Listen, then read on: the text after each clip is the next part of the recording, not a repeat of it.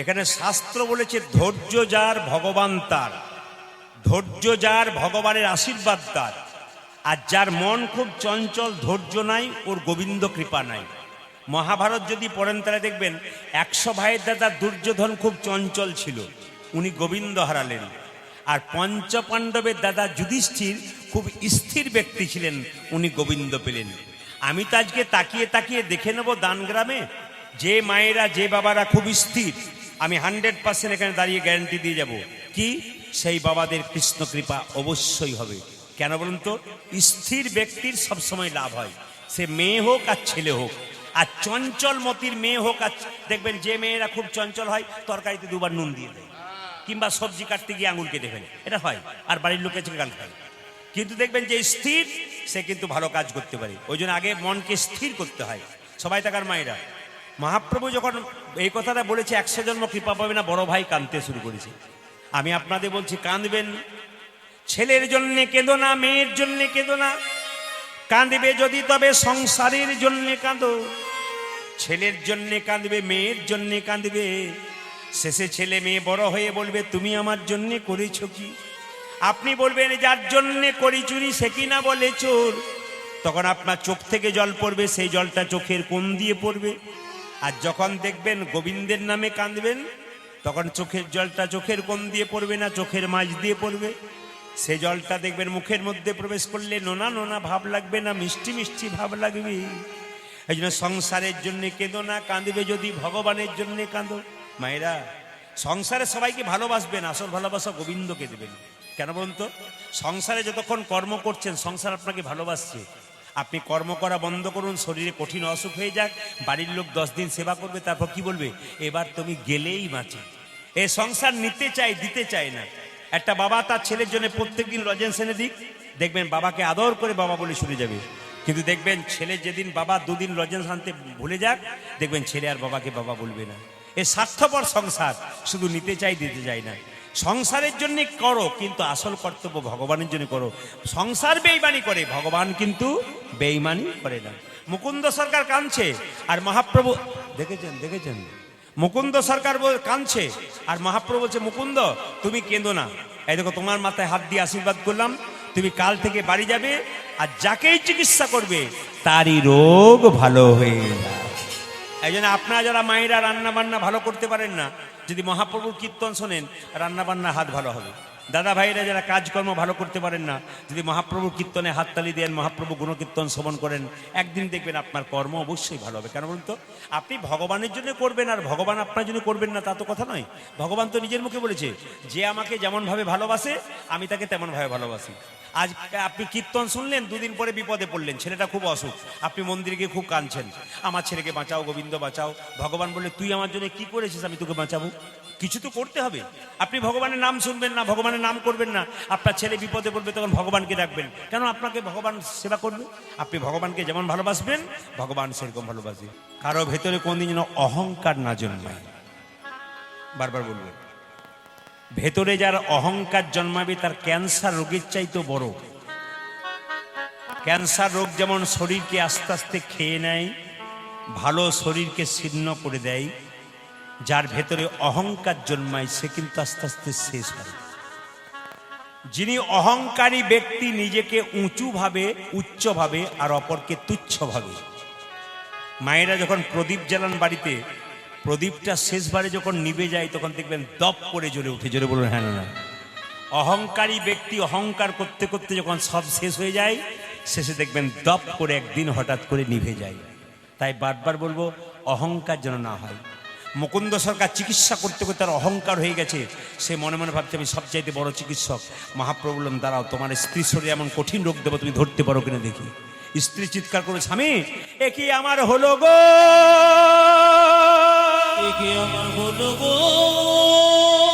আমার সর্বাঙ্গ যেন জ্বলে যায়, সর্বাঙ্গ যেন জ্বলে।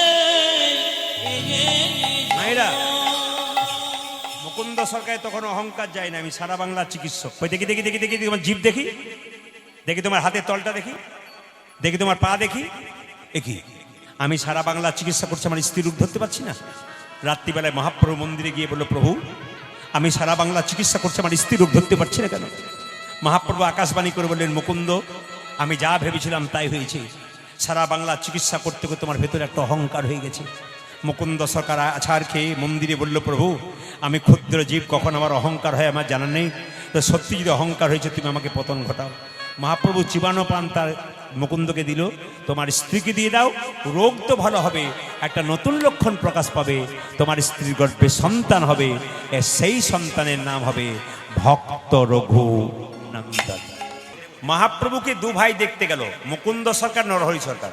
আচ্ছা মায়েরা বলুন তো, যে গাছে ফল ধরে সেই গাছের ডালটা উপর দিকে যায় না নিচের দিকে যায়?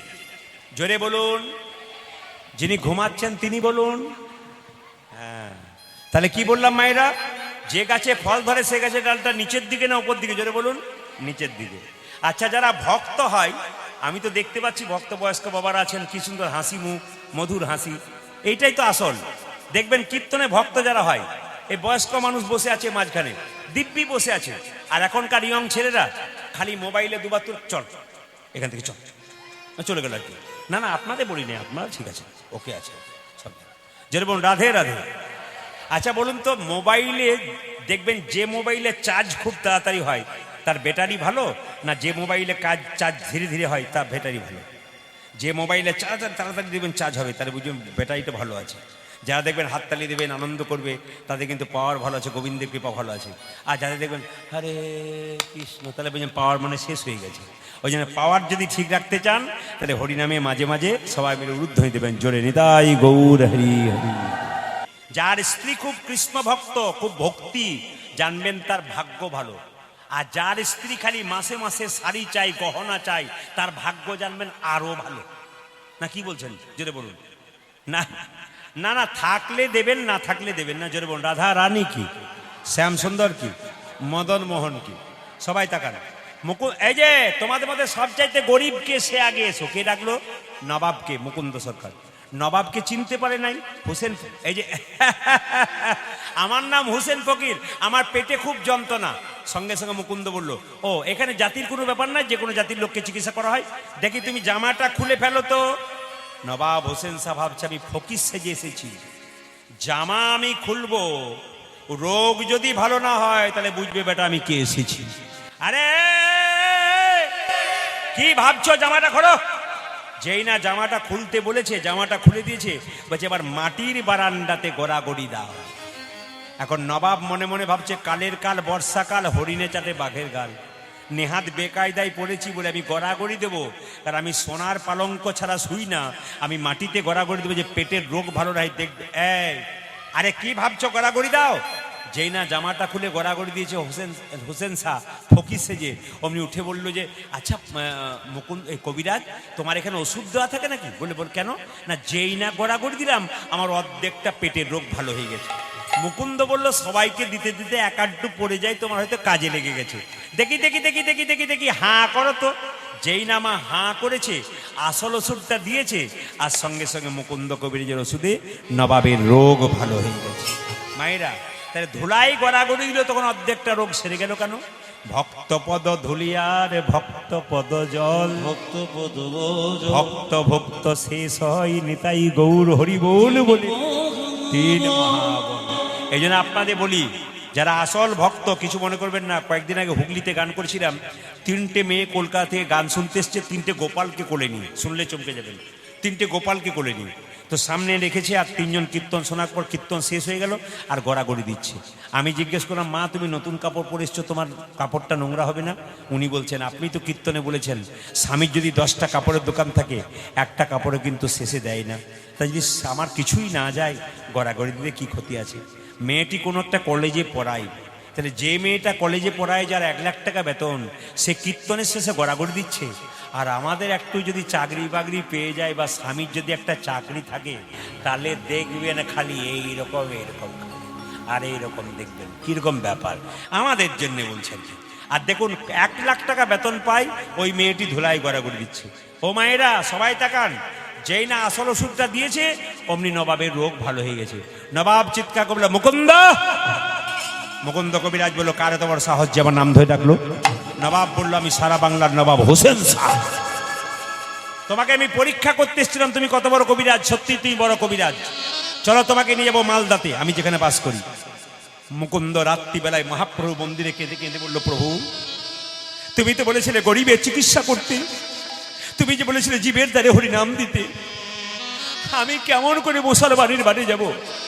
মহাপ্রভু আকাশবাণী করে বললেন, মুকুন্দ ঈশ্বর যা করে তা, জোরে বলুন, জোরে বলুন, ঈশ্বর যা করে তা, জোরে বলুন, ভালোর জন্য করে। আচ্ছা মায়ের, এখন যদি প্রচন্ড বৃষ্টি নেমে যায়, ঈশ্বর যা করে তা, আপনারা ভালোর জন্য বলছেন, কমিটির কি অবস্থা হয়? আচ্ছা বেশ, ঈশ্বর যা করে তা ভালোর জন্য তো। আচ্ছা আপনার ছেলে পরীক্ষায় ফেল মেরেছে, আমি যদি গিয়ে বলি ঈশ্বর যা করে তা, আপনার কেমন লাগবে? বেরিয়ে যান তো, বকবক করবেন না, আমার মন খারাপ আছে। নিজের জন্য খারাপ, হ্যাঁ, অপরের জন্য ভালো। আপনাদের কাছে নিবেদন রইল, ঈশ্বর যা করে সত্যি মঙ্গলের জন্য করে। মুকুন্দ সরকার গেল নবাবের সঙ্গে মালদাতে। নবাব তো মুসলমান, শর্ত করলো, আমি তোমার বাড়ি যেতে পারি, কিন্তু কয়েকটা শর্ত আছে। তোমার বাড়িতে একটা গোপীনাথের মন্দির করে দেবে। মুসলমান হোসেন শাহ বলল, আমি করে দেবো। সেখানে পুজো পাঠ করতে পারবো? নিশ্চয়ই করবে। আমি গরিবের চিকিৎসা করতে পারবো? নিশ্চয় করতে। আমি কীর্তন গান গাইতে পারবো? হ্যাঁ, করতে পারবো। এই শর্তে রাজি হয়ে মুকুন্দ সরকারকে মহাপ্রভু নিয়ে গেল। আর মুকুন্দ সরকারকে নবাব নিয়ে গেল। নবাব মুসলমান হলো, সৎ মানুষ। কি করলেন জানেন? একটা গোপীনাথের মন্দির তৈরি করে দিলেন, আর প্রত্যেকদিন মুকুন্দ সরকার গোপীনাথে পুজো করে। আর সেই সময় নবাব কিন্তু দাঁড়িয়ে দাঁড়িয়ে মুকুন্দকে দেখে কেমন কীর্তন গান গাইছে। আর নবাব যখন দাঁড়িয়ে থাকে মা, নবাবকে একটা মেয়ে কিন্তু পাখা করে, তাল পাতার পাখা, আর তার মধ্যে ময়ূরের পালক থাকে। তো নবাবকে একদিন একটা মেয়ে পাখা করছে, নবাব দাঁড়িয়ে দাঁড়িয়ে কীর্তন শুনছে, মুকুন্দ গাইছে। আপনার সবাই মাথায় কাপড়টা নিন, মুকুন্দ গাইছে, গোবিন্দের রূপের কথা গাইছে। আমার কানু সে বিনোদ রায় গো, আমার কানু সে বিনোদ রায়। উলুধ্বনি, কানু সে বিনোদ রায় গো, কানু সে বিনোদ রায়। আমার কানো সে বিনোদ রায় গো, আমার কানো সে বিনোদ রায়। তালি দেবেন। ওই আমার কানো সে বিনোদ রায় গো, আমার কানো সে বিনোদ রায়। বিনোদ চুরাই বিনোদ বরিহার, বিনোদ চুরাই বিনোদ বরিহার। বিনোদ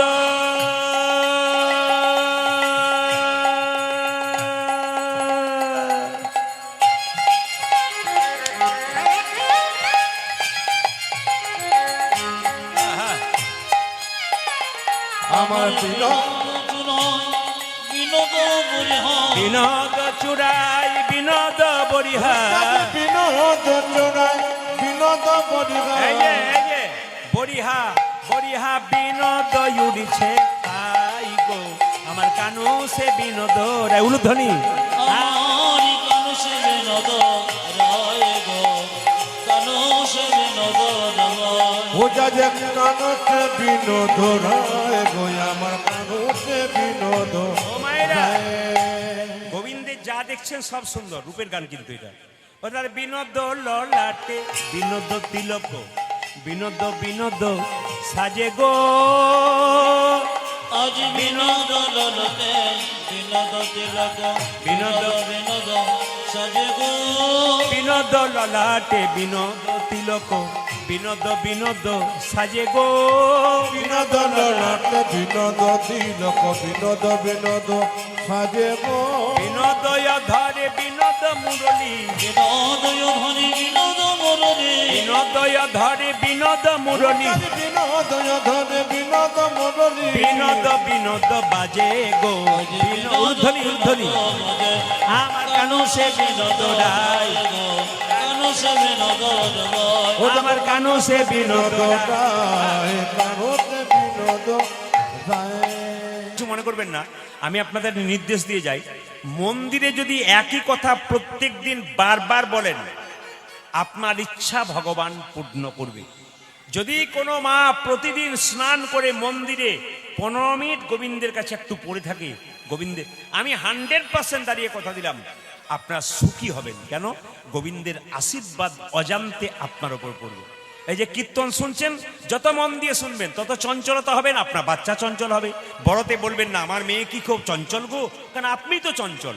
আপনি স্থির থাকবেন, আপনার ছেলে মেয়ে স্থির হবে। আর আপনি চঞ্চল হবেন, আপনি তো শিক্ষা দিচ্ছেন আমার রক্ত চঞ্চল, আমার ছেলে মেয়ে চঞ্চল হবে। তো মুকুন্দা এবং নরহরি দুজনে দাঁড়িয়ে আছে, মহাপ্রভু তাকে দেখা দেবার জন্য কি করেছে, চললো সুরধ্বনি তীর দিয়ে গান গাইতে গাইতে। চলো চলো শ্রীবাস চলো, কীর্তন করতে করতে চলে যায়। দু ভাই দেখতে এসছে, দেখা দিয়ে যায়।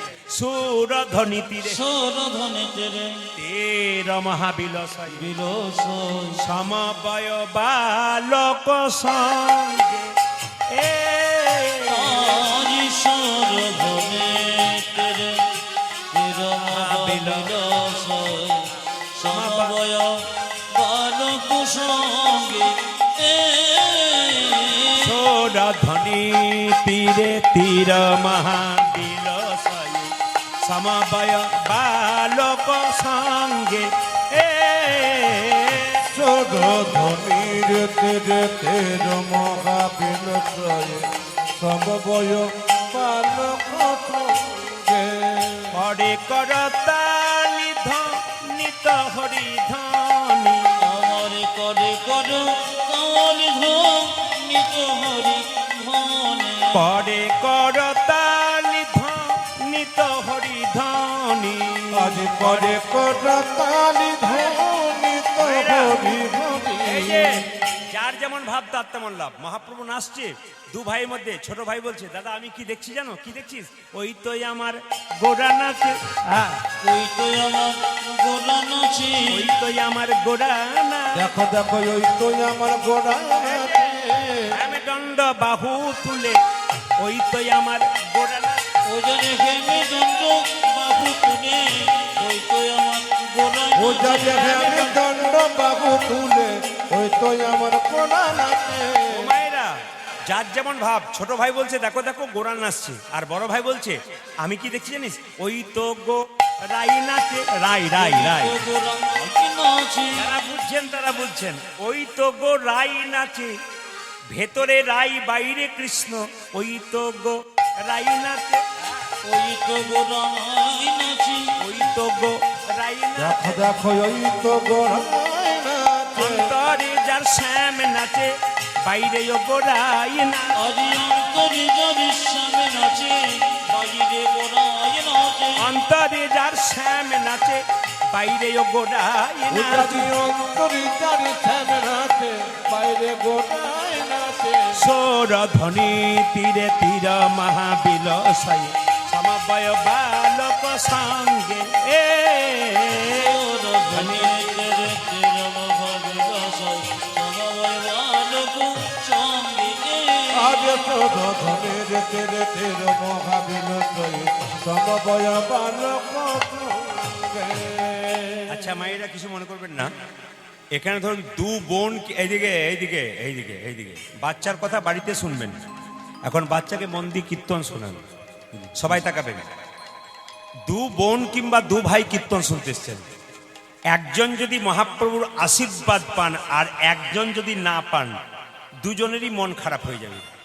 বড় দিদি কি ভাববে, ছোট বোন আমার পেয়ে গেল আমি পেলাম না, আর ছোট বোন কি ভাববে, আমার দিদি পেয়ে গেল আমি পেলাম না। দেখুন, বড় ভাই মুকুন্দ, ছোট ভাই নরহরি দাঁড়িয়ে আছে, মহাপ্রভু আশীর্বাদ করছেন। কি বলছে দেখলেন, কি বললাম, বাচ্চা থাকলে তাকে যেতেই হবে, এ নিয়ম। এ আমার 25 বছর অভিজ্ঞতা, আপনি পাক্কা পাকি হিসাব করে নেবেন, ওরও বাচ্চা আছে ওরও বাচ্চা আছে, এ নিয়ম একবারে। অঙ্ক মিলবেই, যদি না মিলে তাহলে তো কীর্তন করা বেকার হয়ে যাবে। যেরকম রাধা রানী কি, শ্যামসুন্দর কি, মদন মোহন কি, হরিবাসর কি, সাধুগুরু বৈষ্ণব কি। আচ্ছা আপনাদের বলে যাই, তো দু ভাইয়ের মধ্যে মহাপ্রভু বললেন, ওদের মধ্যে ছোট ভাই মুকুন্দ নরহরি, ওকে বলে দাও সে আমার আশীর্বাদ পেল, সারা জীবন আমার সঙ্গে থাকবে আর কীর্তন করবে। আর বড় ভাইকে বলে দাও 100 জন্ম কৃপা পাবে না। শুনবেন ভালো করে। এখন শ্রীবাস এসে বলছে, এই যে তোমাদের মধ্যে ছোট ভাইকে আমি, কি নাম, আমার নাম নরহরি সরকার, তোমার জন্য প্রভু বলেছে। ওই দেখুন একটা দেখুন, মেলান মেলান, অঙ্কে মেলান, দেখবেন মিল পাবেন। এগুলো 25 বছর অভিজ্ঞতার কথা বলছে, অঙ্কে মেলাবেন খালি, তাহলে তো ভুল হয়ে যেত সব কিছু। কি হ্যাঁ দেখুন একটা দেখুন, বাচ্চা নেই দেখছেন তো, এর নিয়ম। আর বাচ্চার দিদিমাকেও যেতে হবে, কারণ উপায় নাই, ও চললো, বাড়িতে থাকা যায় না। যেরকম রাধা রানী কি, শ্যামসুন্দর কি, প্রণাম করে কি বলে গেল বলুন তো, আবার পরের বছর বেঁচে থাকলে আসবো বাবা, এবছর আর পারলাম না, নাতি পুতি নিয়ে। যেরকম রাধা রানী কি, শ্যামসুন্দর কি, মদন মোহন কি। আচ্ছা, বড় ভাইকে কি বলছে, তুমি 100 জন্ম কৃপা পাবে না। আর বড় ভাই কি করেছে, নাচতে শুরু করেছে, জয় গৌর জয় গৌর জয় গৌর। শ্রীবাস মনে মনে ভাবছে লোকটার মাথা খারাপ হয়ে গেছে। এই মুকুন্দ, তোমাকে মহাপ্রভু বললে 100 জন্ম কৃপা পাবে না, আর তুমি নাচতে শুরু করেছো। আরে আমাকে যদি বলতো না, আমি তো 20টি আত্মহত্যা করে দিতাম। একথা শুনে মুকুন্দ বলছে, শোনো শোনো শ্রীবাস, প্রভু যদি বলতো কোনো জন্মে সঙ্গ পাবো না, তাহলে না হয় আমি 20 খেয়ে আত্মহত্যা করে দিতাম। প্রভু বলেছে 100 জন্ম সঙ্গ পাবো না, 100 জন্ম গৌর গৌর বলে কেঁদে বেড়াবো। যখনই 100 জন্ম পেরিয়ে যাবে, 101 জন্মে প্রভুর সঙ্গ পাবো। হরি বল। এক জন্মে প্রভু সঙ্গ পাবো, এক জন্মে প্রভুর সঙ্গ পাবো। 101 জন্মে প্রভুর সঙ্গ পাবো।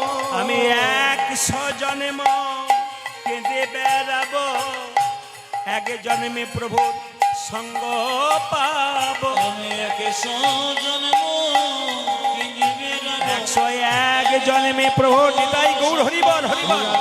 100 জন্ম কেঁদে বেড়াবো, 101 জন্ম প্রভু সঙ্গ পাবো। আমি 100 জন্ম কেঁদে বেড়াবো, 101 জন্ম প্রভু সঙ্গ পাবো। 101 জন্মে প্রভুর সঙ্গ পাবো। এই যে মায়েরা, তাই পদকর্তা বর্ণনা করছে, দেখো দেখো, ও তার বিনোদ ললাটে বিনোদ তিলক, বিনোদ বিনোদ চলে, ও তার বিনোদ ললাটে বিনোদ তিলক, বিনোদ বিনোদ সাজে গো।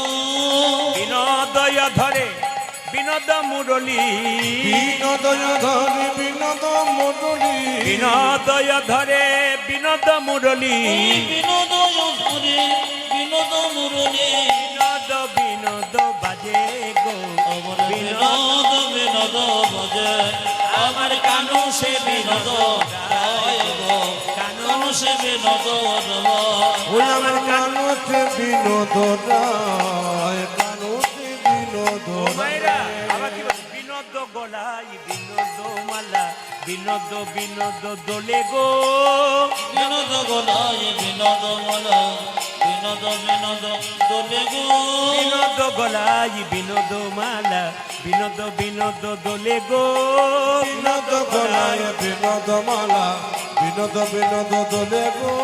কোন বিনোদিনী বিনোদ গাথুনি, কোন বিনোদিনী বিনোদ গাথনে, কোন বিনোদিনী বিনোদ গাথুনি, কোন বিনোদিনী বিনোদ গাথুনি, গেথেছে বিনোদ ফুলে গো, গেথেছে বিনোদ ধ্বনি আমার কানু সে বিনোদ রায়। কানু সে বিনোদ রয়। ওটা যে কানুতে বিনোদ রায়, কানুতে বিনোদ ও মায়েরা, বিনোদ কোটিতে বিনোদ ধতি, বিনোদ বিনোদ সাজে গো, বিনোদ কোটিতে বিনোদ ধতি, বিনোদ বিনোদ সাজে গো। বিনোদ কোটিতে বিনোদ ধতি, বিনোদ বিনোদ সাজে গো, বিনোদ কোটিতে বিনোদ ধরতে, বিনোদ বিনোদ সাজে গো। বিনোদ চরণে উলুধ্বনি,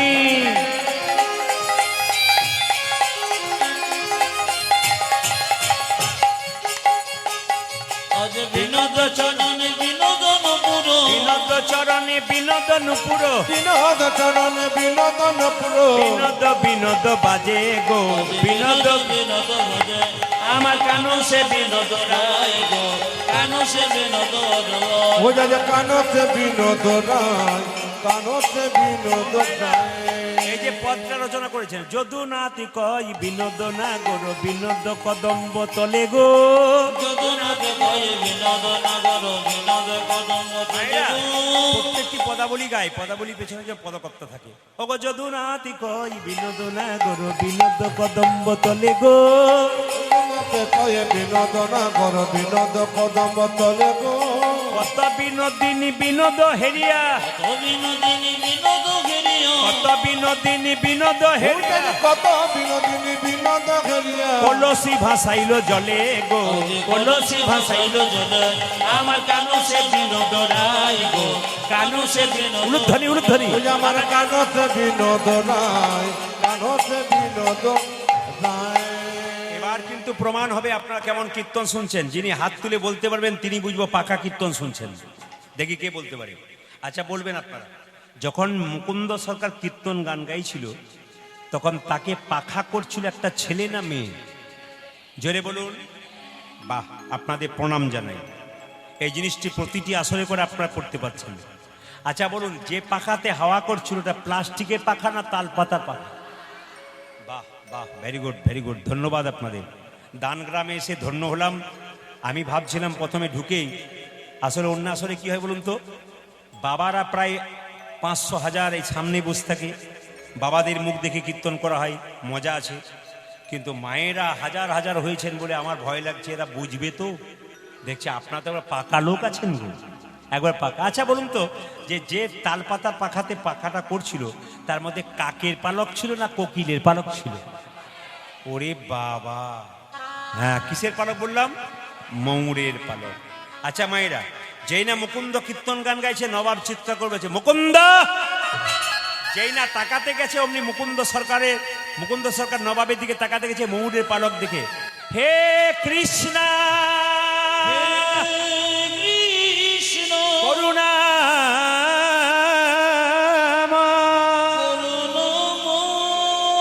করুণা করো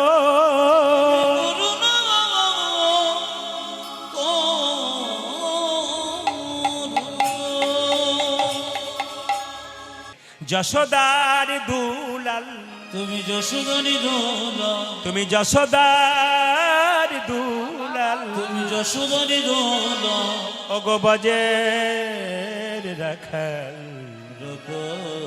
বৃন্দাবন মন উলুধ্বনি। তুমি যশোদানি দোলা, রজের বৃন্দাবন মন হরে। যশোদার দুলাল বজের রাখাল, বৃন্দাবন মন হারি। ও তুমি যশোদার দোলাল গজের রাখা বৃন্দাবন ধন হারে। গোপীজন বল্লভ রাধিকা রমনা, তুমি গোপী জন বল্লভ রাধিকা রমণ। গোপী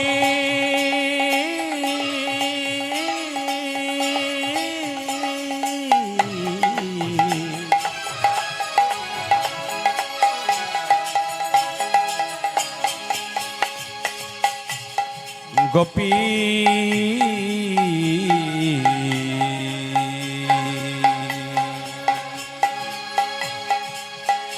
গোপী উলুধ্বনি উলুধ্বনি উলুধ্বনি। হে প্রাণ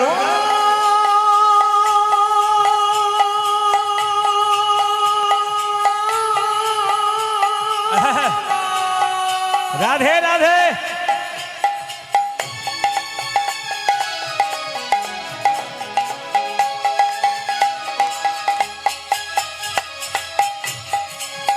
হে প্রাণ বল্লভ হরি বল।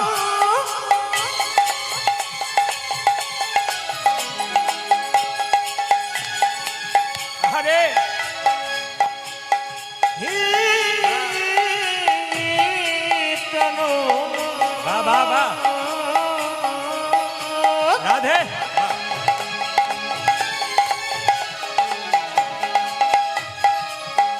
হে প্রাণ বল্লভ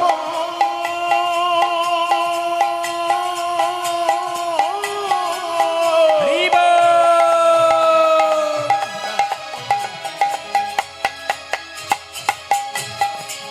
হে প্রাণ বল্লভ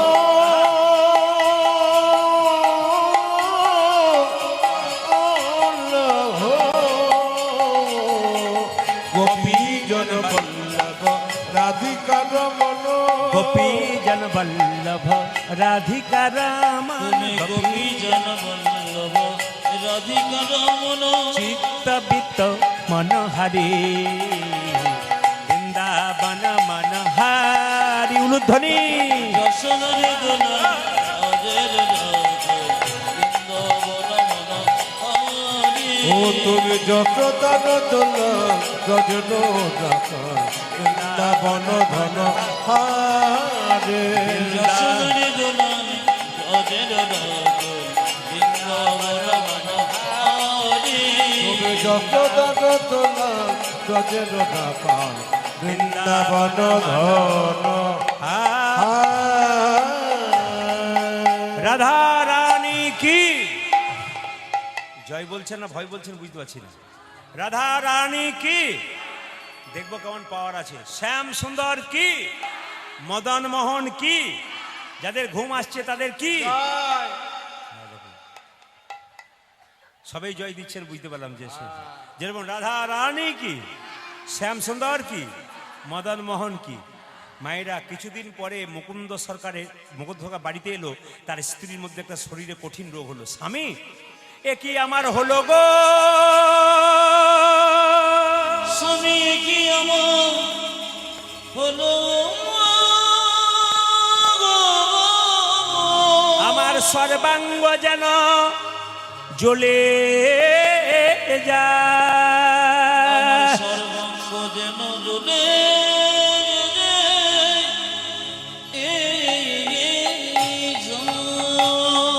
এইদিকে মায়েরা এই যে আপনার নাড়ু প্রসাদ পাবেন সবাই নিজের সন্তানের জন্য ভালোর জন্য নাড়ু প্রসাদ পাবেন সবাই তাকান আজকে কিন্তু ভক্ত রঘুনন্দনের জন্ম হবে মায়েরা পেটের মধ্যে বাচ্চা এলে মায়েদের কিছু নিয়ম পালন করতে হবে এইদিকে দেখছেন কেমন গল্প চলছে হরে কৃষ্ণ।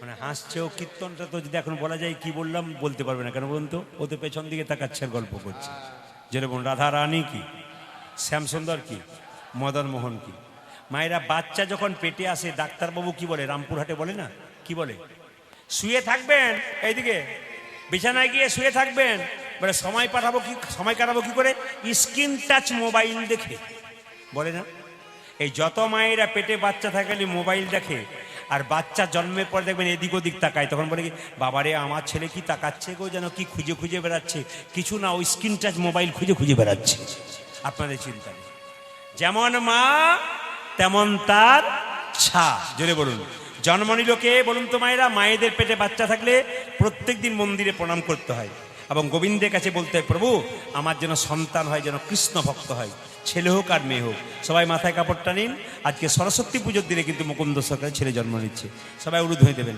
আহা হেন কালে হে জন্মিল শির ঘুনন্দন হেন কালে জন্মিল ছেলে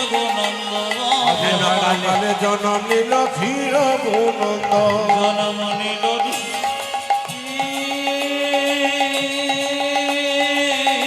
হরিবল হরিবল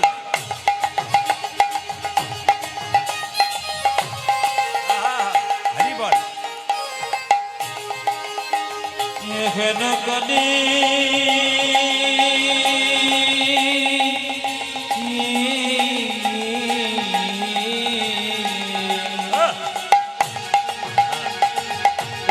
উলুধ্বনি ভক্ত সন্তানের জন্ম হচ্ছে সবাই ভক্ত রঘুনন্দ জন্ম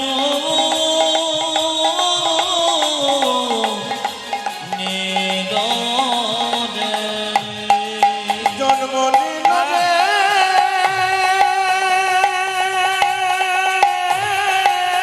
ভক্তি ভরে উলুধ্বনি দিন আপনার বাড়িতে কৃষ্ণ ভক্ত সন্তানের জন্ম হবে ভক্ত রঘুনন্দ আরে জন্ম নিল রে আজ হেন কালে আরে জন্ম নিল জন্ম নিল জন্ম নিল হেন কালে জন্মের চির ঘনন্দ হেন কালে জন্মিল শির ঘুনন্দন হেন কালে নবেন শির গুণন্দ ওই যে মুকুন্দ দাসেরই তাহা আনন্দিত মন, মুকুন্দ দাসে হয় আনন্দিত ও যে মুকুন্দ দাসেরই তাহা আনন্দিত মন। মুকুন্দ দাসের তাহা আনন্দিত মন। কি পুজোর দিনে হলো? কালী পূজা না দুর্গা পূজা? জেনে বলুন। সরস্বতী পূজা। মুকুন্দ সরকার সরস্বতী পুজো করছে। একজন বলছে, ও মুকুন্দ তুমি তো পুজো করছো, তোমার ছেলে হয়েছে, আজকে পুজোর দিনে আমার ছেলে আনন্দ ধরে না, আনন্দ ধরে না আনন্দ ধরে না, আনন্দ ধরে না। মুকুন্দ দাসের মনে আনন্দ ধরে না, মুকুন্দ দাসের মনে আনন্দ ধরে না মুকুন্দ দাসের মনে পুত্র বদন হেরে, মুকুন্দ দাসের ওই যে পুত্র বদন হেরে, মুকুন্দ দাসের মনে পুত্র বদন হেরে, মুকুন্দ দাসের মনে পুত্র বদন হেরে, মুকুন্দ দাসের মনে আনন্দ ধরে না। মুকুন্দ দাসের আগে আনন্দে ওটা যে মুকুন্দ দাসের আগে আনন্দিত। আচ্ছা, মায়েরা বাচ্চা জন্ম নিলে মুখের মধ্যে কি দিন? নিম পাতা নিম পাতা। মধু দেন? ও, আর নিম পাতা বলার দুজন, হ্যাঁ নিম পাতা।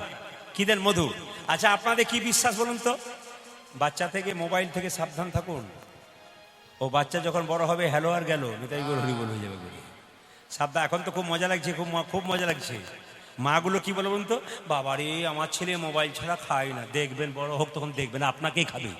যেরকম রাধা রানী কি, শ্যামসুন্দর কি, মদন মোহন কি, যতক্ষণ বাচ্চার মোবাইলের দরকার নেই ততক্ষণ মোবাইল দেবেন না, যখন দরকার তখন দেবেন। সবাই তাকাবেন যে যেখানে বসেছেন মায়েরা। আচ্ছা, বাচ্চাকে মুখে মধু দেয় কেন?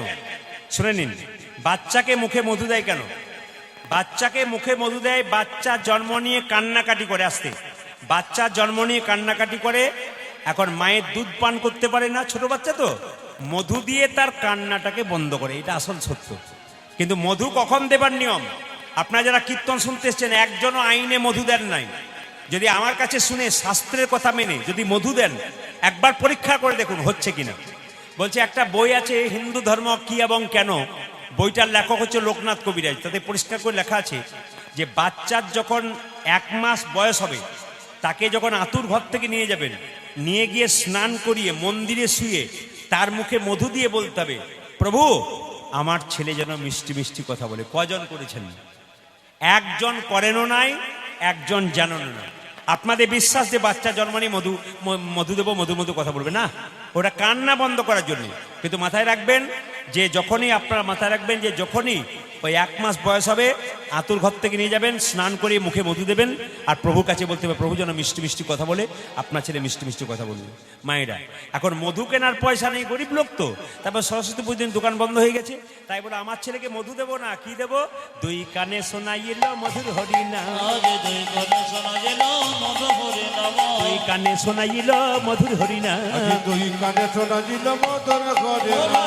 হরি নামে শোনালো, হরি নামে শোনালো হরি নামে শোনালো, হরি নামে শোনা সংসারের কথা শোনার আগে হরি নামে শোনালো, সংসারের কথা শোনার আগে হরি নামে শোনালো সংসারের কথা শোনার আগে নামে ময়লা হলো, সংসারের কথা শোনার আগে নাম মাইলা হলো, নাম মাইলা হলো, হরি কথা শোনার আগে নাম মাইলা হলো, সংসারের কথা শোনার আগে নাম মাইলা হলো, হরি নামে শোনালো। দুই কানে শোনা গেল মধুর হরি ওটাতে দুই কানে শোনাইল মধুর হরি না। মায়েরা, এখন সরস্বতী পুজোর দিনে যদি আপনার ছেলে হয়, আপনি মাকে বলবেন না, মা আর যে পুজোর দিনে ছেলে হয়েছে, ইঞ্জিনিয়ার হোক, ডাক্তার হোক, মাস্টার হোক, IPS অফিসার হোক, বলবেন না আপনারা? নিশ্চয়ই চাইবেন। কিন্তু মুকুন্দ সরকার মন্দিরে গিয়ে বললো, মা আজকে সরস্বতী পুজোর দিনে আমার ছেলে হলো, তুমি আশীর্বাদ করো। কি চাইছে দেখুন, আপনাদের মতো কিছু চাইলো না, কি চাইলো? আশীর্বাদে করো মা, আশীর্বাদে করো মা, আশীর্বাদে করো মা, আশীর্বাদে করো কি মা। কি যেন ভাগবতে পড়তে পারে, আশীর্বাদে করো। যেন ভাগবতে করতে পারে, আশীর্বাদে করো মা, প্রত্যেকটি ছেলেরা তাই কি বলছে? আশীর্বাদে করো মা, আশীর্বাদে করো মা, আশীর্বাদে করো মা, আশীর্বাদে করো মা। যেন ভাগবতে পড়তে পারে, আশীর্বাদে করো মা, যেন ভাগবতে করতে পারে, আশীর্বাদে করো মা, যেন সংকীর্তন গাইতে পারে, আশীর্বাদে করো মা, যেন সংকীর্তন গাইতে পারে, আশীর্বাদে করো মা। যেন সংকীর্তন গাইতে পারে, হরি হরি হরি যেন বলে, ভাগবতে করতে ওই পারে, যে হরি হরি হরি বলে, সংকীর্তন গাইতে পারে, হরি হরি হরি যেন বলে, ভাগবতে করতে পারে, হরি হরি হরি নাম বলে, সংকীর্তন গাইতে পারে, আশীর্বাদে করো মা। দুই কানে শোনা গেল মধুর হরি নাম, ওটাতে 2 কানে শোনাইল। মধুর হরি না। আচ্ছা মায়েরা, আপনাদের দানগ্রামে তো আমি সন্ধ্যাবেলায় নয় দুপুরবেলায় এসেছি, আপনাদের গ্রামে আমি ঘুরতে পারি নাই, তবে শুনেছি আপনাদের 80টা বাড়ি আছে, এটা শুনেছি। কিন্তু একটা কথা মনে রাখবেন, আপনার ছেলেগুলোর নাম কিন্তু জানি না। আপনাদের ছেলের নাম কিন্তু ভালো ভালো নাম রাখবেন, খারাপ নাম রাখবেন না। একটা কথা আপনাদের বলি, খুব মজা পাবেন। এই যে ইউটিউবে আমাকে দেখতে পাচ্ছেন, আপনারা কত বছর দেখছেন জোরে বলুন? 5-6 বছর 7 বছর দেখছেন? জোরে বলুন হ্যাঁ না না। তার আগে দেখতে পেয়েছিলেন? পান নাই। তার আগে কি আমি কীর্তন করতাম না? আমি প্রচুর কীর্তন করতাম, বিশেষ করে ঝাড়খণ্ডে প্রচুর আমার কীর্তন হতো। সবাই শুনবেন তো, ঝাড়খণ্ডে একটা জায়গায় কীর্তন করতে যেতাম প্রতি বছর। একজন ভদ্রলোক সামনেই বসে থাকতো, তো কীর্তন শুনতো। তো ওনাকে বলতাম, আপনি কীর্তন শুনছেন, আপনার স্ত্রীকে আপনি ডাকলেন না? বলছে আমার স্ত্রী খুব অভিমান, তার কোনো ছেলে মেয়ে হয় নাই, ওই জন্য বলছে আমার ছেলে মেয়ে গোবিন্দ দেয় না, আমি কীর্তন শুনবো না। তো প্রদীপবাবু এক কাজ করুন, আপনি আশীর্বাদ করে দিন যেন আমার একটা ছেলে বা মেয়ে হয়। আমি এখন বলে দিয়েছি, যান আপনার একটা সন্তান হবে। আর আন্দাজে লেগেও গেছে, বুঝলেন? আমি বলে দিয়েছি আর লেগেও গেছে। পরের বছর কীর্তন করতে গেছে, ভদ্রলোক বলছে প্রদীপবাবু হয়েছে?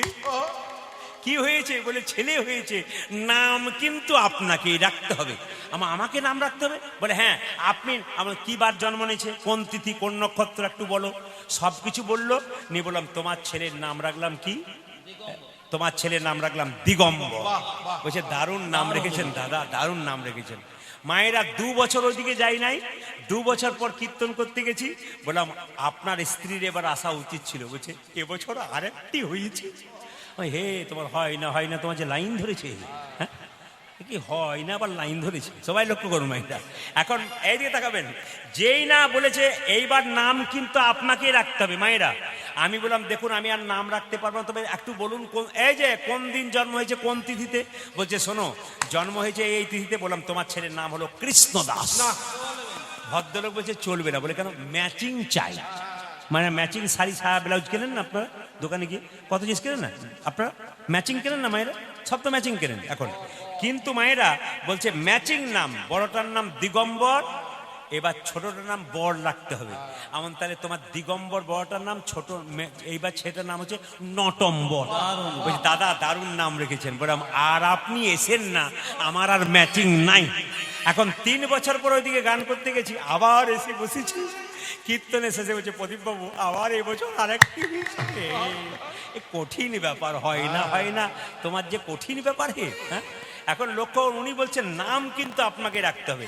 এমন দেখো তাহলে ম্যাচিং চাও না এমনি চাও? বলছে ম্যাচিংই চাই। বললাম তার দিগম্বর, নটম্বর, এবার শীতম্বর। বললাম দাদা এবার আপনার স্ত্রীকে এনেন, আর আমি এদিকে কীর্তন শুনতে করতে আসবো না যদি আপনি না আনেন। এখন 7 বছর ওইদিকে যাইনি, ছেলেগুলো বড় হয়েছে, এখন কীর্তন শুনতে এসছে। সামনে 3টে ছেলেকে নিয়ে, দিগম্বর, নটম্বর, শীতম্বরকে নিয়ে। আমি যেই না কীর্তন করছি, সেই বাবাটা এসে বলছে এ দিগম্বর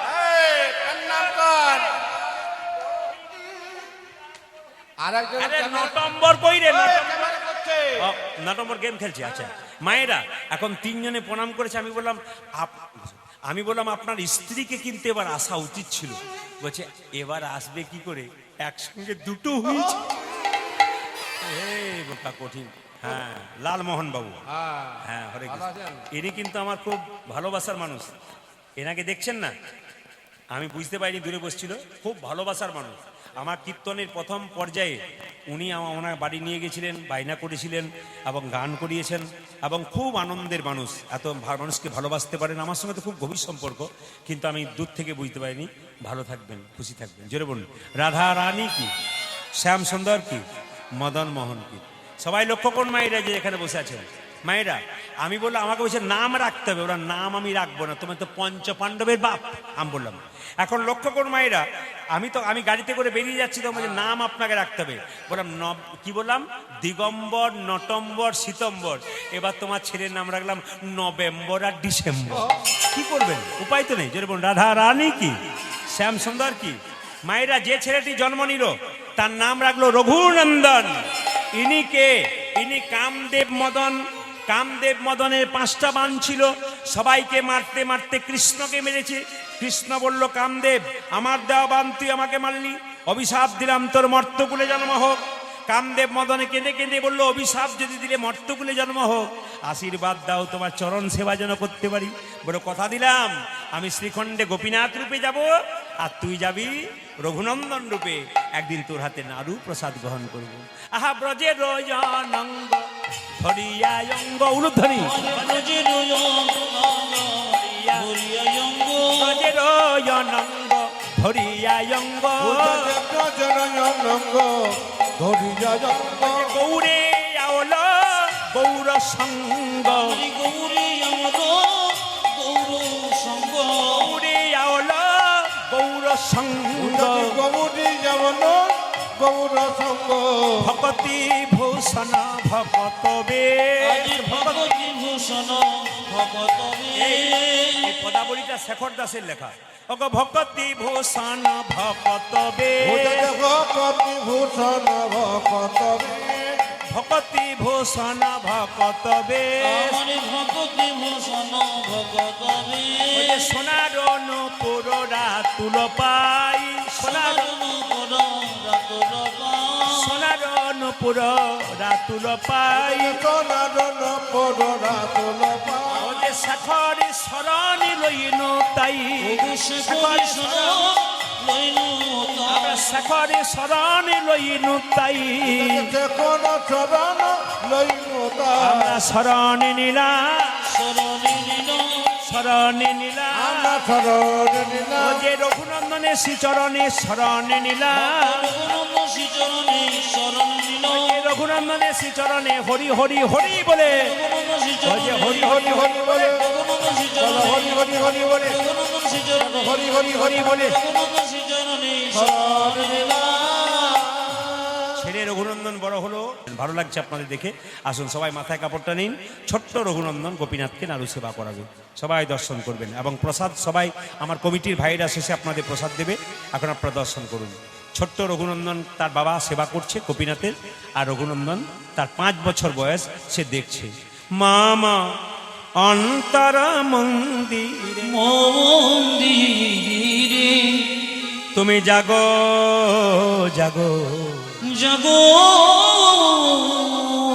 আচ্ছা এই গরমকালে একটা বার্তা দিয়ে গেলাম সবার জন্য ঈশ্বর সবার তো ব্যবস্থা করেছেন আমরাও গান গাইছি আপনারা গান শুনছেন বাইরে যাচ্ছেন আপনারা কিন্তু ইলেকট্রল পাউডার খাবেন বিশেষ করে যারা আছেন নুন চিনি শরবত বাড়ি থাকলে খাবেন এই গরমে প্রচণ্ড গরম পড়েছে আর চেষ্টা করবেন বাইরে যাবেন কাজের তাগিদে যেতে হবে সঙ্গে জল নিয়ে যাবেন যে কোনো জায়গায় অসুবিধা পড়তে পারেন গাছের ছায়াতে বসবেন বাড়িতে এসে একটু বিশ্রাম নেবেন উপায় নেই সংসারের জন্য মানুষকে বাইরে বেরোতে হয় কিন্তু একটা মেসেজ দিয়ে গেলাম আপনারা কিন্তু সবসময় ডিহাইড্রেশন শরীরে হতেই পারে বিশেষ করে এত গরমের জন্যে প্রচণ্ড গরম পড়েছে এই গরমের মধ্যে আমাদের প্রতিদিন কীর্তন আমাদেরও খুব কষ্ট হয় এই জন্য আমি আপনাদের বারবার বলে গেলাম মায়েরা বাবারা বাচ্চাদেরকে স্কুলে পাঠাবেন সবাইকে কিন্তু একটা বোতলে করে অন্তত হ্যাঁ ইলেকট্রল জল কিংবা নুন চিনি শরবত আপনারা অবশ্যই পাঠাবেন দেখবেন আরাম থাকবে শরীর এবং খাওয়া দাওয়া খুব নর্মাল খাবেন সুষম খাদ্য খাবেন খুব মশলাযুক্ত তেলযুক্ত খাবার এই মাসে একবারেই খাবেন না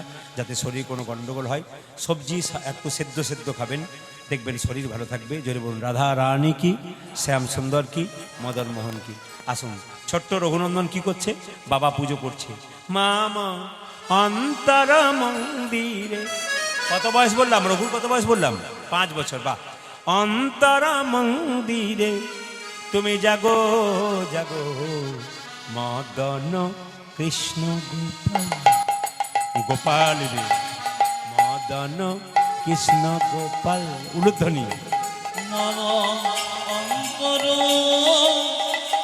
মন্দিরে জগ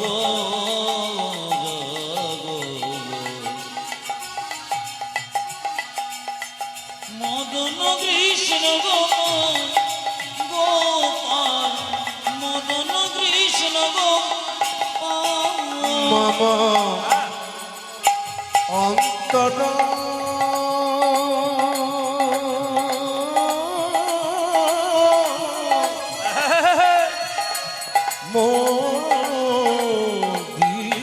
মন্দিরে জাগো জাগো বাবা মদন কৃষ্ণ গোপাল গোপাল মদন কৃষ্ণ গোপাল লয়ে রাধা বামে এসো ব্রজ ধামে লয়ে লয়ে রাধা বামে এসো ব্রজ ধাম হে প্রাণ ধ্বনি দেবেন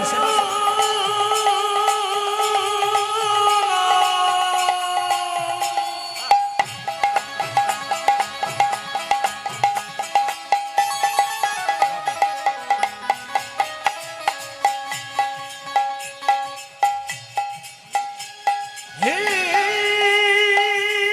প্রাণ বল্লভ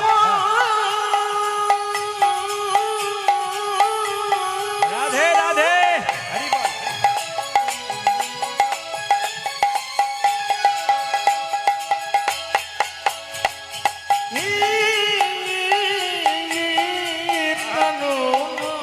বাবা হরি বল হরি বল।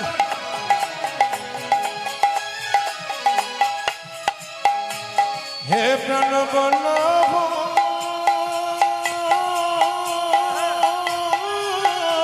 হরে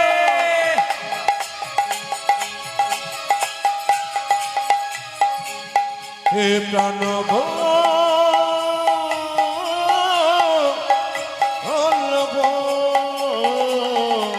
লয়ে রাধা বামে এসো ব্রজ ধামে লয়ে রাধা বামে এসো ব্রজ ধামে লই রাধাবামে এসো ব্রজ ধামে এসো এসো গিরিধারী লাল মদন কৃষ্ণ গোপাল মম অন্তরমন্দিরে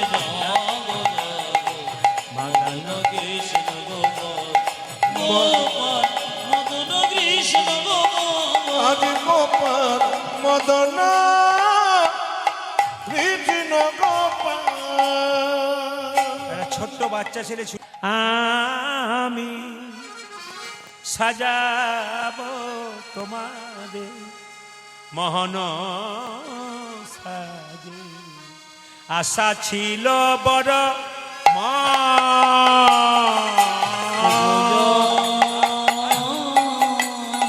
গোপীনাথ তুমি বাবার হাতে খাও আমার হাতে খাও। তোমারে আহারে আহারে মোহর অসছিল বড় মনে মিশাইয়ে যায় আমার ভকতি চন্দন মন কুসুমে দিব তোমার শ্রীচরণ মিশাইয়া ভকতির চন্দ মনে কুসুমে দেব তোমার শ্রীচরণ মিশাইয়ে যায় আমার ভকতি চন্দন মন কুসুমে দিব তোমার শ্রীচরণ মিশাইয়া দেব ভকতি চন্দন মন কুসুম দেব তোমার চিতরণ আমি সাজাবো তোমারে মোহন সাজে আশা ছিল বড় মনে সজল তোমার মোহন সাজে আশা ছিল বড় মনে যেই না গোপীনাথকে নাড়ু খাওয়াচ্ছে গোপীনাথ নাড়ু খাও নাড়ু খাও কোনো মতে খাচ্ছে না তখন পাথরের গোপীনাথের পায়ে ছোট্ট রঘু কি করছেন গোপীনাথ গোপীনাথ যেই না পাথরের পায়ে ছোট্ট রঘুনন্দন পাথরের পায়ে বারবার মাথা ঠুকছে রক্ত আর চোখের জলে মন্দির ভেসে যাচ্ছে পাথরের গোপীনাথ বলছে রঘুরে আমার মন্দিরে কেউ যদি চোখের জলে ভাসে কেউ আমার সোনার থালায় উপর থালায় পায়েস দেয় আর তুই রক্ত দিয়ে চোখের জল দিয়ে চরণ আমার ভাসিয়ে দিলি আমি যদি নাড়ু না খাই তবে গীতাতে প্রতিজ্ঞা রবে না পেছন থেকে পাথরে গোপীনাথ বলে রঘুনন্দন নাড়ু দে দে রঘুনন্দন রঘুনন্দন নাড়ু দে দে ও রঘুনন্দন নারদে রে গোপীনাথ নাড়ু খাও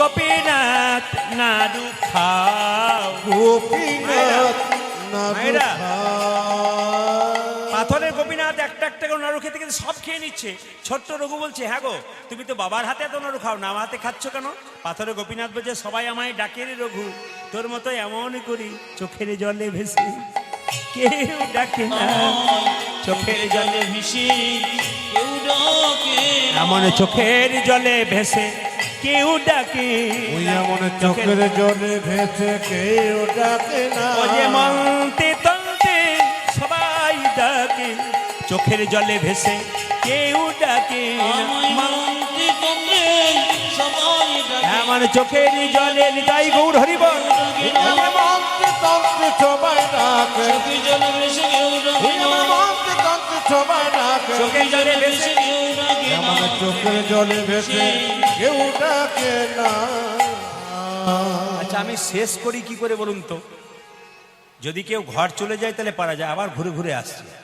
আমি কি করে শেষ করি বলুন তো? এরপরে দল নাই তো, একটা দল ব্যবস্থা করতে হতো। রাধে রাধে। আপনারা, আমি জানি সব জায়গাতে কীর্তন শুনতে শুনতে মানুষ উঠতে চায় না, আপনাদের আকাঙ্ক্ষা পূর্ণ হবে না। তবে গলা পর্যন্ত খাওয়া ভালো নয়, একটু রেখে খেতে হয়, তাহলে হজম ভালো হয়। পরবর্তী ক্ষেত্রে আশীর্বাদ মানে আবার ইচ্ছা থেকে যায়। ইচ্ছা রইল, কমিটিকে কথা দিলাম, আমি 20 বছর পর একবার আসবো, একবার আনবে, যেরকম রাধে রাধে, কোনো পয়সা নেব না, একবারে বিনা পয়সা করে দেবো, যেরকম রাধে রাধে। 20 বছর পরে কিন্তু 2 বছর পরে বললে পয়সা নেবো, কিন্তু তখন বলে দিন না আপনি পয়সা নেবো না বলেছেন, যেমন রাধে রাধে। হ্যাঁ, 20 বছর পরে যদি বেঁচে থাকি আর কি, যেরকম রাধা রানী কি শ্যাম সুন্দর কি, যেই না বাবা চিকিৎসা করে বাড়ির দরজায় ঢুকেছে, অমনি দেখছে গোপীনাথের হাতে অর্ধেকটা নাড়ু হয়ে গেছে। ওই অর্ধেকটা নাড়ু এখনো পর্যন্ত গোপীনাথের মন্দিরে আছে। পদকর্তা বলে অদ্যপি খণ্ডপুরে অর্ধনাড়ু আছে করে, অদপে খণ্ডপুরে অধনারো আছে বলে, অদ্যপি খণ্ডপুরে অর্ধনাড়ু আছে করে, যদ্যপে খণ্ড পড়ে যতনারও আছে করে একে যত ভক্তগণ জনে জনে, দেখি যত মুক্তগণ জনে জনে, একে বজের মদন যেই শিরগুনন্দন সেই, ব্রজের মদন যে ঈশ্বর গুণন্দন সে, বজের মদন যেই শিরগুনন্দন সেই, ব্রজের মদন আছে চিরগুণ আছে উদ্ধব দাসরস ভনে ভনে, উদ্ধব দশরস ভনে ভনে, উদ্ধব দাসরস ভনে ভনে, উদ্ধব দাস রস ভনে ভনে আজ মিলন হলো রে